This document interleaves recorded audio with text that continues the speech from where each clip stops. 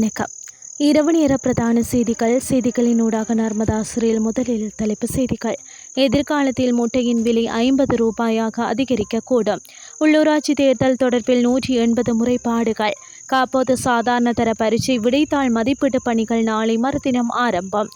Vladimir Putin வாகனம் தீக்கரை. இனி விரிவான செய்திகள்.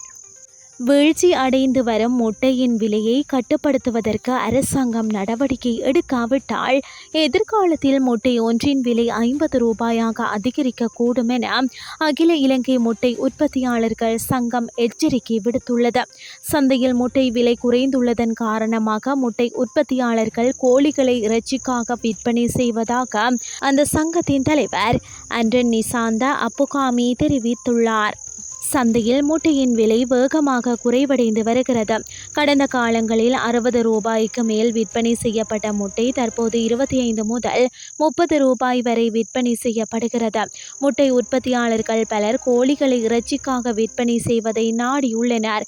இந்த நிலையில் முட்டைக்கான நியாயமான விலையை நிர்ணயம் செய்த முட்டை உற்பத்தியாளர்களையும் நுகர்வோரையும் பாதுகாக்க வேண்டியது அரசாங்கத்தின் பொறுப்பாகும் என அகில இலங்கை முட்டை உற்பத்தியாளர்கள் சங்க தலைவர் அண்டன் நிசாந்த அப்புகாமி தெரிவித்துள்ளார். உள்ளூராட்சி மன்ற தேர்தலுடன் தொடர்புடைய குற்றச்சாட்டுகளின் அடிப்படையில் இதுவரையில் 180 முறைப்பாடுகள் கிடைத்துள்ளதாக தேர்தல்கள் ஆணைக்குழு தெரிவித்துள்ளது. கடந்த 20ஆம் தேதி முதல் 28ஆம் தேதி வரையான காலப்பகுதியிலே குறித்த முறைப்பாடுகள் பதிவு செய்யப்பட்டதாக அந்த ஆணைக்குழு வெளியிட்டுள்ள அறிக்கையில் தெரிவிக்கப்பட்டுள்ளது.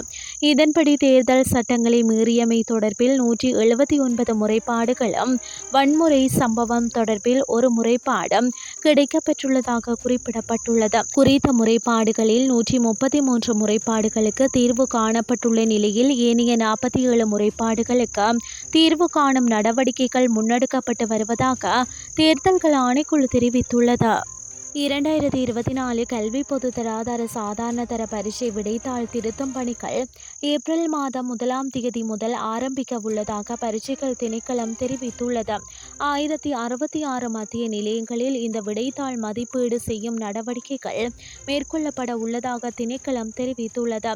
ஏப்ரல் மாதம் 1ஆம் தேதி முதல் 10ஆம் தேதி வரை விடைத்தாள் மதிப்பீட்டு பணிகள் முதற்கட்டம் ஆரம்பிக்கப்பட உள்ளது. மதிப்பீட்டு பணிகளில் நாடு முழுவதும் 16,000 ஆசிரியர்கள் ஈடுபடுத்தப்பட உள்ளதாக பரீட்சைகள் திணைக்களம் தெரிவித்துள்ளது. இனி வெளிநாட்டு செய்திகள். ரஷ்ய ஜனாதிபதி விளாடிமிர் புடின் உத்தியோகபூர்வ சொகுசு வாகனம் தீப்பிடித்து எரிந்துள்ளது. மாஸ்கோவில் உள்ள பெடரல் பாதுகாப்பு சேவை தலைமையகத்தில் அருகில் இந்த சம்பவம் இடம்பெற்றுள்ளது. இந்த ரஷ்ய ஜனாதிபதியின் பாதுகாப்பு தொடர்பில் மிகவும் அச்சத்தை ஏற்படுத்தியுள்ளதாக சர்வதேச ஊடகங்கள் செய்தி வெளியிட்டுள்ளன. மகுழுந்தின் இயந்திரத்தில் முதலில் தீ விபத்து ஏற்பட்ட நிலையில் பிறகு அது மெல்ல உட்புறம் வரை பரவியுள்ளது. இந்த மகுழுந்து ரஷ்ய ஜனாதிபதி மாளிகையின் ஜனாதிபதி சொத்து முகாமைத்துறைக்கு சொந்தமானது என்று கூறப்படுகிறது. மகுழுந்து திடீரென வெடித்து சிதற காரணம் என்ன? இதன்போது உள்ளே யாராவது இருந்தார்களா என்பது தொடர்பான தகவல்கள் ஏதும் இதுவரை வெளியாகவில்லை. இந்த சம்பவம் தொடர்பான மேலதிக விசாரணைகளை மேற்கொண்டு வருவதாக சர்வதேச ஊடகங்கள் செய்தி வெளியிட்டுள்ளன.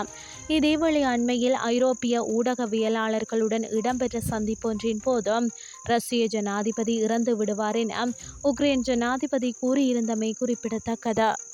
இத்துடன் செய்திகள் யாவும் நிறைவடைகின்றது. அடுத்த மணித்தியால செய்திகளை காலை 8:30க்கு எதிர்பாருங்கள். நன்றி.